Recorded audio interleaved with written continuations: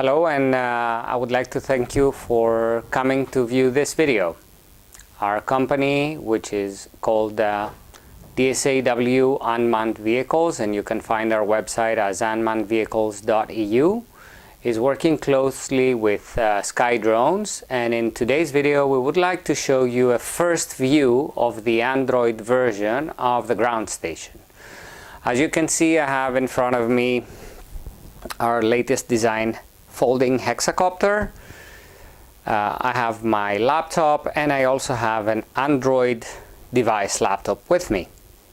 So on my laptop, for the time being, I have the existing ground station, which I just opened up for everybody to hear.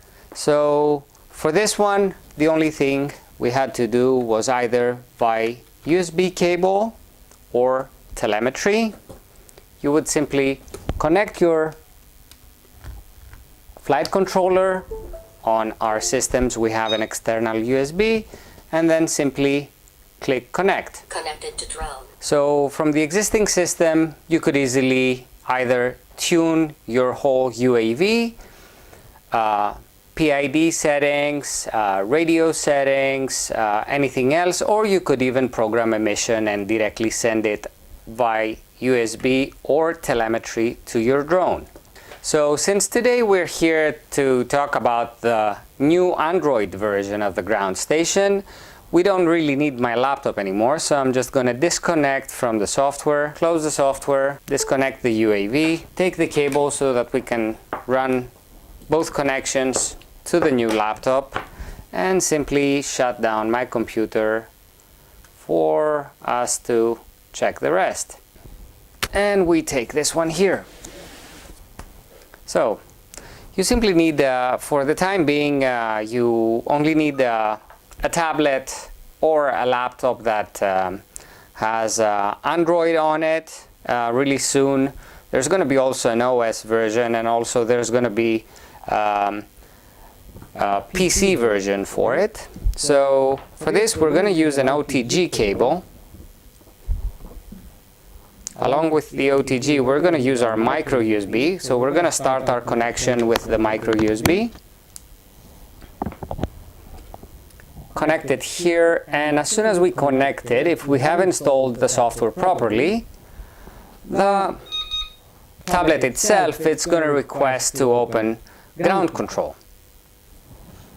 So we're going to have also a screen showing on your bottom right hand side. So we go on the top right corner, there's a Wi-Fi signal logo.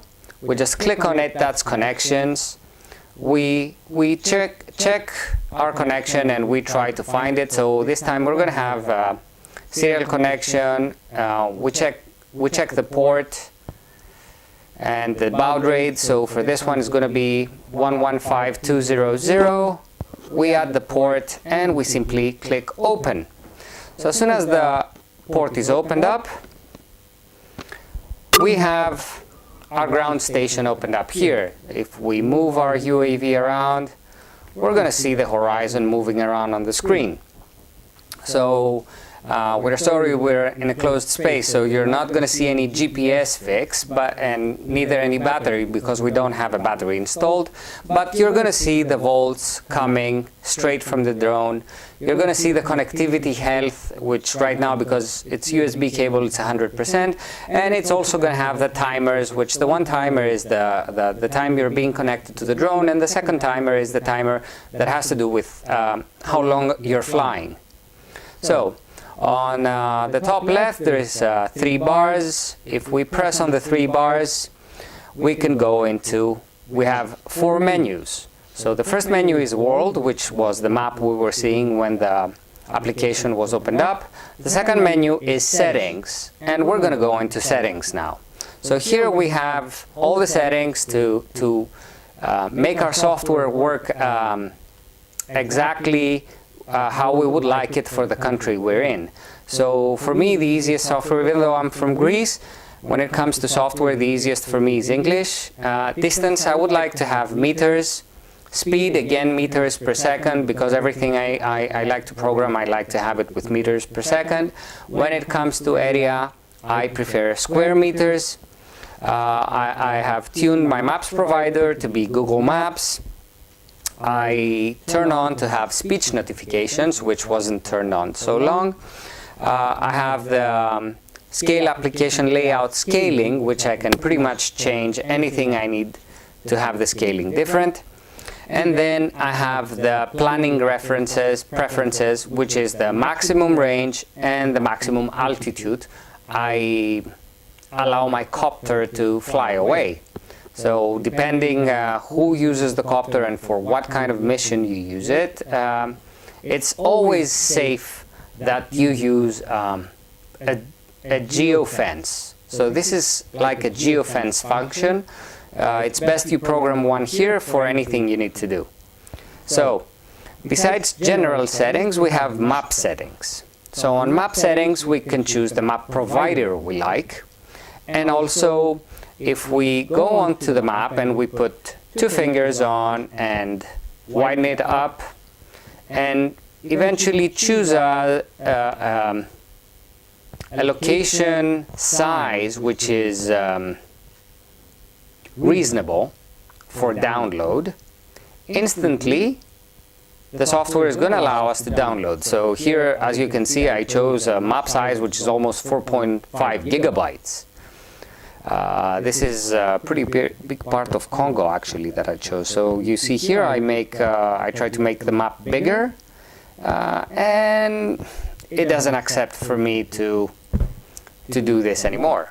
Okay, so on the plot menu I get to review my logs and basically have all the information required for me to fine-tune or even to collect data which are going to help me understand reasons for maybe my drone doesn't fly exactly as I want it, or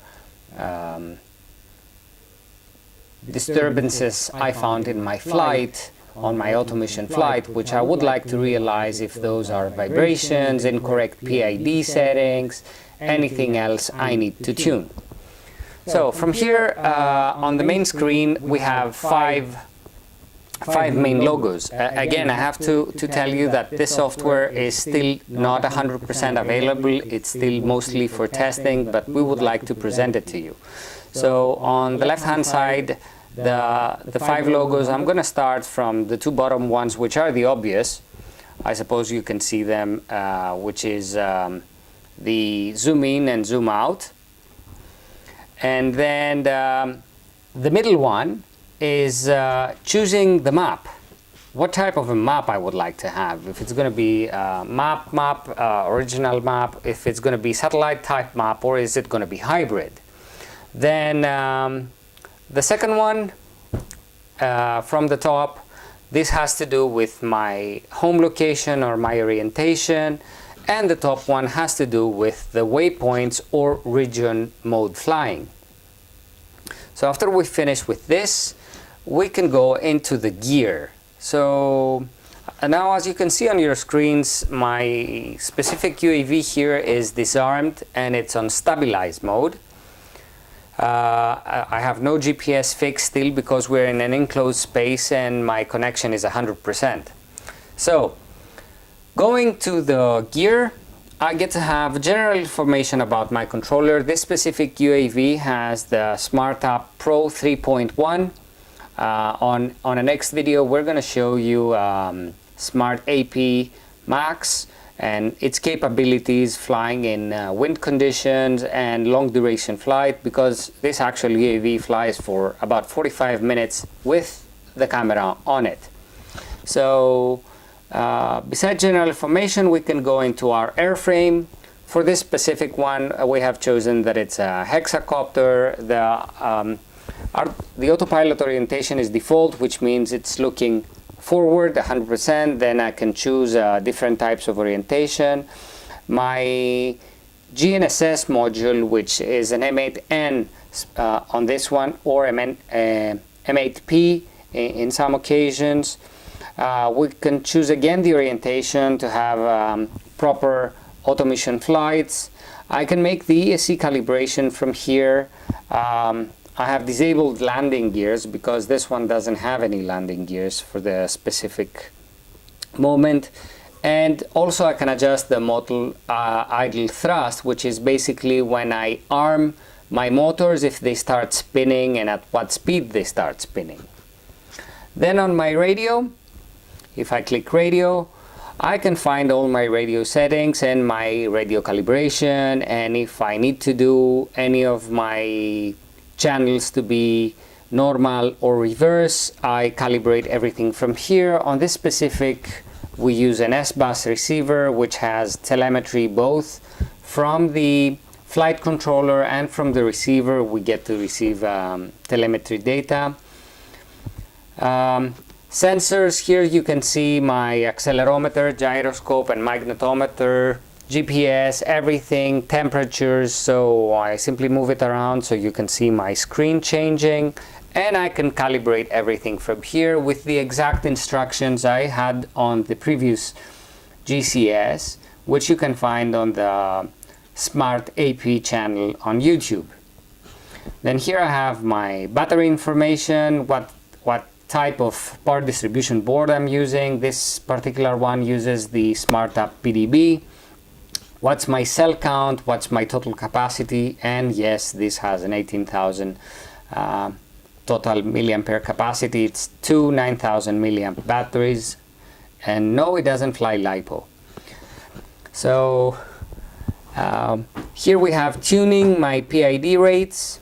So from here I can change all my PID tuning for roll, pitch, anything I want, for my navigation, for anything I need. So on tuning I can find all my tuning rates. As you can see, I'm going to go to yaw right now. It says 40. I'm simply going to drive it down to 35, and as long as I leave it, it already saved the parameters directly into my drone. So I'm going to go back to 40 so I don't forget it, because that's where I like it, and then I go to control. So I have all the speeds and sensitivities I like in here when it comes to using my radio control or autonomous control. So for here, for this specific one, I'm saying for the manual, I would like when I fly to fly with a max vertical speed, so going up and down with 5 meters per second, or probably I'll make it 4 again. So my horizontal speed is 5 meters per second, but if I want, I can make it really easy to go up to 18, or I can say back to 5, which makes it really easy to fly. And then I have my acceleration, which is meters per second squared, and this is how it relates, how it accelerates or decelerates, relating to the max speed I've had for it. So if I say max speed 5 meters per second, and then again I put also my acceleration at 5 meters per second square, that means that the moment I hit the sticks, it's going to be pretty twitchy. I'm going to feel it right away, even though later on it's not going to go that fast, but it's going to try to hit the 5 meters per second target really, really fast. And then if I decide to let it go, my brakes are going to be equally powerful. So for this specific UAV and for the job is meant to, we have for manual control somebody to be able to fly with 5 meters per second and the acceleration to be at a max rate of 3 meters per second.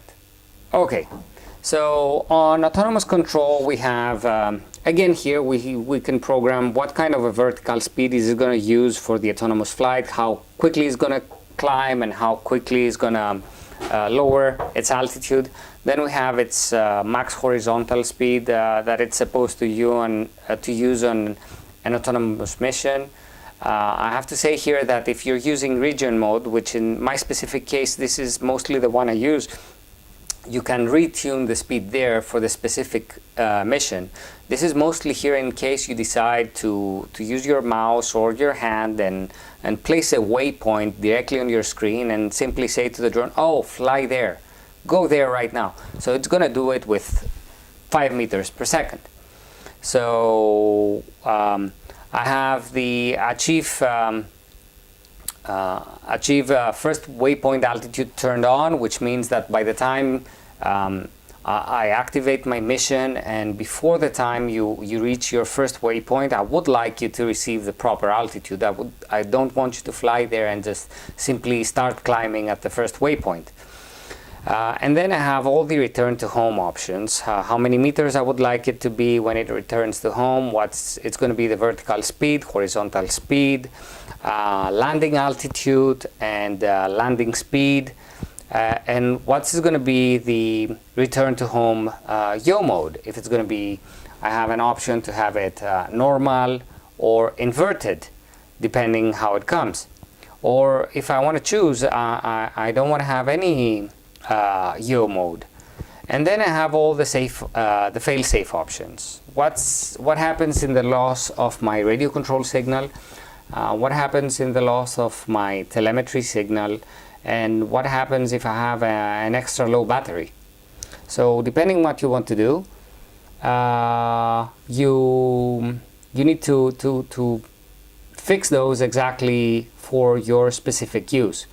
A new feature which is different from the past is the continue auto even if RC signal is lost. This means that for the specific flight you have both GCS and a radio control, and that you have both of them activated, but in case you lose your signal from your radio or from your ground station, the UAV is going to continue its mission and simply return when it's finished, which is a very nice feature depending on where you would like to go. But if not used wisely and properly, it can also be pretty dangerous for some people, as anything that has to do with flying UAVs. Next one is for my flight controller is the built-in OSD. For my specific use, I have it disabled because I already have enough information on my radio and my ground station of all the information I need. But in case I wanted to fly FPV with it, which there is on board capability for this, we have an HDMI transmission signal from the Sony RX100, which converts to audio video. I could have the flight controller show me all the OSD I need, and because this is built into the flight controller, I don't need to hook up my OSD on some USB and try to program it. I simply change all my settings from here. I ask whatever I wanted to overlay on top of my FPV signal. Then we go to camera. So camera control has to do with a number of functions. One of the functions has to do with having a trigger to activate your camera. But what is really, really nice as a feature, depending you need it, is that you can connect your gimbal directly to your flight controller. So this means that if you're using a servo gimbal, as we use in our case, which is more than enough for aerial mapping or 3D survey, and it also brings it to really, really lightweight, since the gimbal and the camera is probably around 400 grams, which is ultra light. That means we are not in need of a gimbal controller. The whole performance of the gimbal is done directly by the flight controller.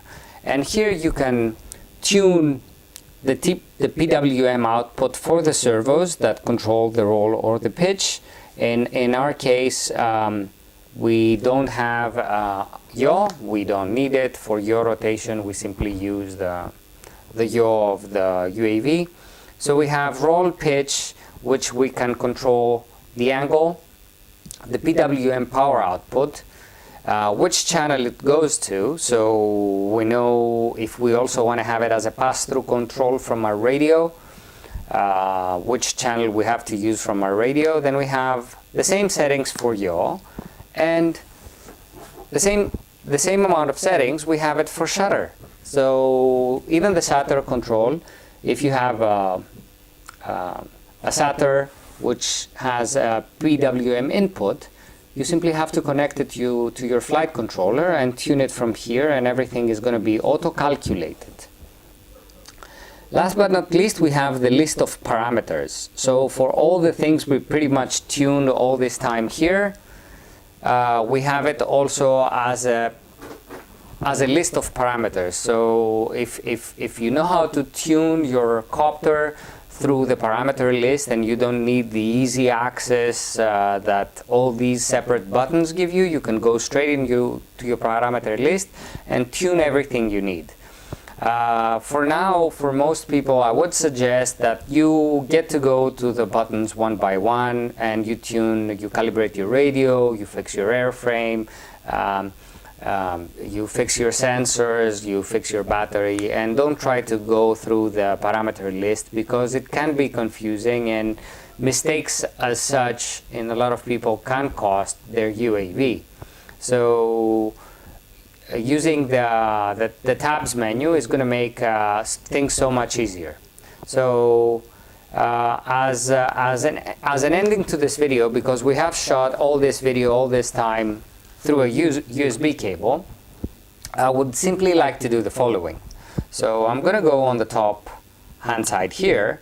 I'm going to close my USB connection. I'm just going to plug everything out. For this, as I said, we're going to require power for the UAV. So this is the twin battery. I'm simply going to plug one on to just turn it on. And as you can see, it's on, and I simply gonna have to go back here again, find my connection, say that it's 57600, sorry, and then I'm just gonna click open. So as soon as I click open, you're gonna see on my screen that now my battery power is 99%, is 25.2. I have 100% strength. My timer started from the beginning, and I have the ability here to see the UAV that is connected, because this is how we called it, UAV, the mode I'm into, and I can also here say if I would like to have it armed or disarmed. So even though there's no radio installed, I'm going to try and arm it just to see if it works. So as you can see here, everything is connected. Again, still I don't have a GPS fix. I don't have a radio connected. My telemetry is at 100%, but then again, I'm next to it. 99% of battery, 25.2. And here I have the option, if I had my radio connected, or I would be able to arm it. But at the point I've said that if there is no radio, it shouldn't take off. So this was the explanation for today. I hope this gives you a clear view of what SmartUp is coming up with for the future, and I really do hope that as soon as the new version is out, you test it and you give us back your feedback. Thank you very much for watching.